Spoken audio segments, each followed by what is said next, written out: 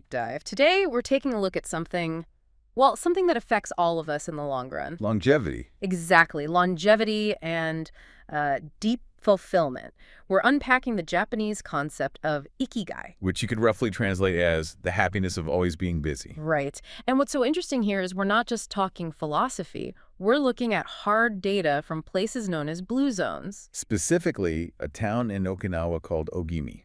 They call it the Village of Longevity for a reason. Wow. Its life expectancy is one of the highest on the entire planet. And the stats, I mean, they're just hard to ignore. Okinawa has about 24.5 people over the age of 100 for every 100,000 inhabitants. That's a staggering figure. It's way, way above the global average. So our mission today is to figure out why. Is it genetics? Is it all about diet? Or is there something to this cultural idea of Ikigai that keeps people going, happy and healthy well past 100? And to really get it, it helps to put Ikigai in context. I mean, it's deeply Japanese, of course, but Western psychology has a very strong parallel. Logotherapy. It's Viktor Frankl's work, which is all about the search for a life's purpose, a raison d'etre. So purpose is the common thread here. Purpose is the driver. Understanding both of these ideas together really shows you why having a purpose is just non-negotiable for your health. Okay, so let's unpack that a little. Ikigai is. It's that unique reason you get out of bed in the morning. Yes, and crucially, the sources point out something fascinating about Japanese culture. The whole Western idea of retirement, just stopping work for good. Yeah. It doesn't really exist in the same way. People just continue doing what they love, contributing to their community. The purpose doesn't stop. That's a massive difference because here, retirement is often seen as the end goal. Exactly. Now, compare that with Frankl's work. His insights came directly from his experiences in Auschwitz. Right. And he saw that the prisoners who had a strong why, a reason to live, a family to see again, a mission, they could endure almost anyhow. So his whole therapy, logotherapy, is about consciously finding that purpose to fight back against, neuroses and despair. It's the antidote. But Frankl also said that feeling of existential frustration, that anxiety or emptiness, it's not necessarily a bad thing. So. He saw it as a positive catalyst. It creates this healthy tension, this gap between what you've done and what you still want to do. And that striving, that tension, is what keeps you healthy. It's the fuel. And speaking of other models, the sources bring up another Japanese method, Morita therapy. Okay, how does that compare? Well, while logotherapy is very future-focused on discovering purpose, Morita therapy is more about accepting your emotions right now. So you accept the anxiety or fear. And you let your actions lead you to new feelings. You don't wait to feel motivated. The illustration they used for that was really helpful, the one about the donkey tied to a post. Oh, yeah. If it keeps trying to pull away, the rope just gets tighter, it traps itself. And that's like us fighting our own anxious thoughts. Precisely. Morita therapy says, don't fight the post. Just take a purposeful step in another direction. So the core message from both East and West is that action and purpose are what matter most. So we've got the philosophical why, the Ikigai. But that doesn't work if your day-to-day life is just chaos. Right. So the next step is optimizing your daily experience. And this brings us to a really practical concept in the sources. Flow. Ah, yes. Flow. This is the psychologist Mihaly Csikszentmihalyi's concept. It's that state where you are so completely absorbed in an activity that time just vanishes. The optimal experience. That's the one. And the sources say the key to living your Ikigai is basically spending as much time as possible in that state. And this is where it gets really practical because there's almost a checklist for getting into that flow state. The first one is choose a task that's difficult, but not too difficult. It has to be a stretch, just outside your comfort zone. Too easy, and you get bored. Too hard, you get anxious and quit. Exactly. It's that sweet spot that forces you to concentrate, and then you get that satisfaction of pushing your own boundaries. Okay, so that's strategy one. Strategy two is having a clear, concrete objective. Vague goals just lead to confusion. Yeah, they mentioned using a compass over maps principle. A map can be useless if the terrain changes, but a compass. A compass always points you in the right direction. It keeps you focused. And the third strategy is maybe the toughest one for us today. Yeah. Concentrate on a single task. Multitasking. The great myth. The sources are so clear on this. When you switch between tasks, you're hit with what they call a cognitive switching cost. And the cost is, it's huge. They say it reduces productivity by at least 60%. At least. And here's a really shocking part.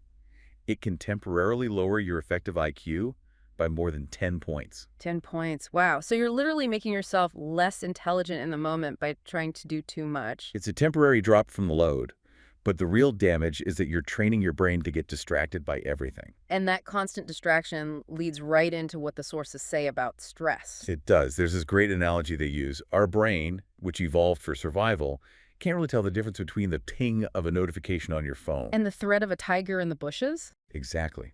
So we're subjecting ourselves to this constant low-level release of cortisol. It's terrible for aging. Right, because sustained high stress it's degenerative. It actually damages our cells. It damages our telomeres. Those are the little protective caps on the ends of our chromosomes. Think of them as your body's cellular clock. Chronic stress basically makes that clock tick faster. But here's the paradox, and this ties back to Frankel's idea of tension. Low levels of stress are actually good for us. Right. Facing a challenge, putting your heart into your Ikigai. That's beneficial.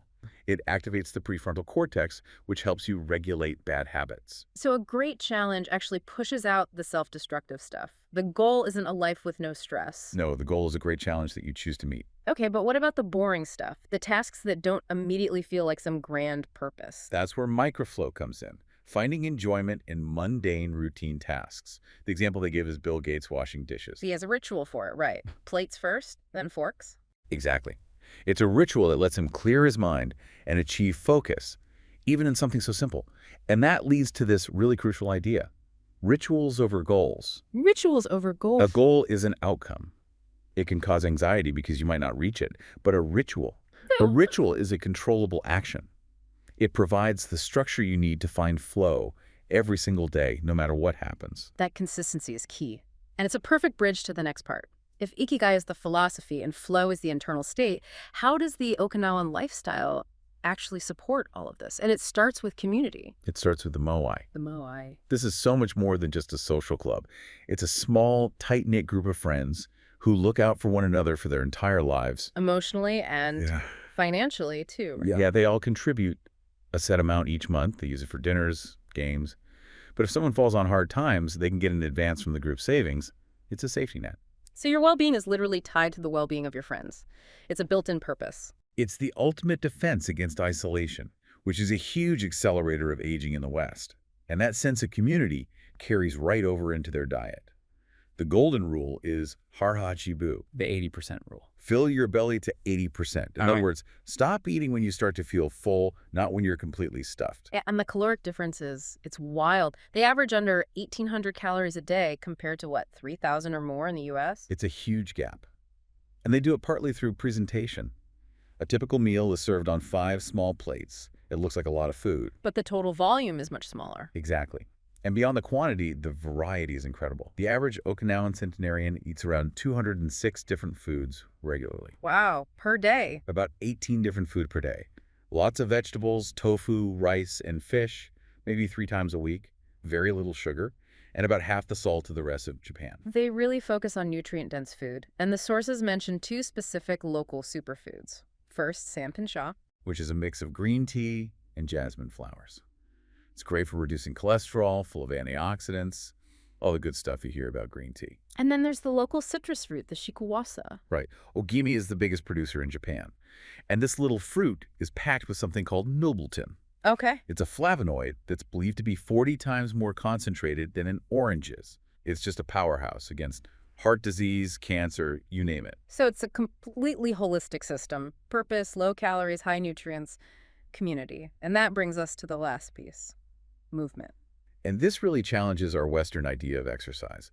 The Blue Zone studies found that the longest living people aren't the ones who exercise the most intensely. They're the ones who move the most throughout the day. Yes. Constant low-intensity movement. Gardening, walking, just not sitting still. Right. We now know that sitting is a killer.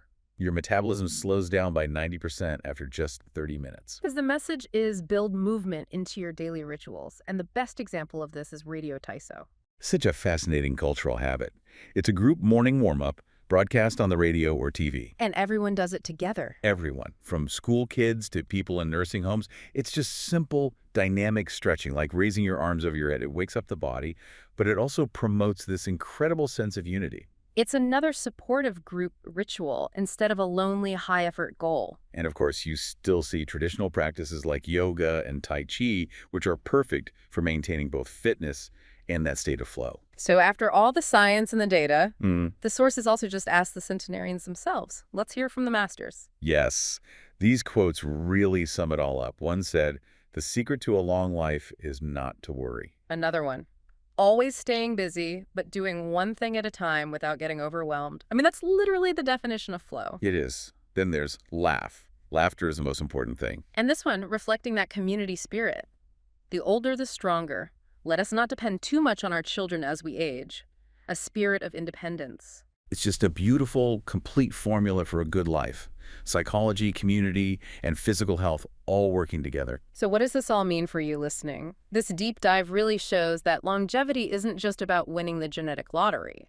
It's about a system. It's an integrated system built on finding your purpose, nourishing your body with that 80% rule, staying deeply connected to other people, and just moving gently all the time. As Alexander Imich, who lived to 111, said, genes matter, but the life you live is equally or more important for longevity. You have so much power over how you age.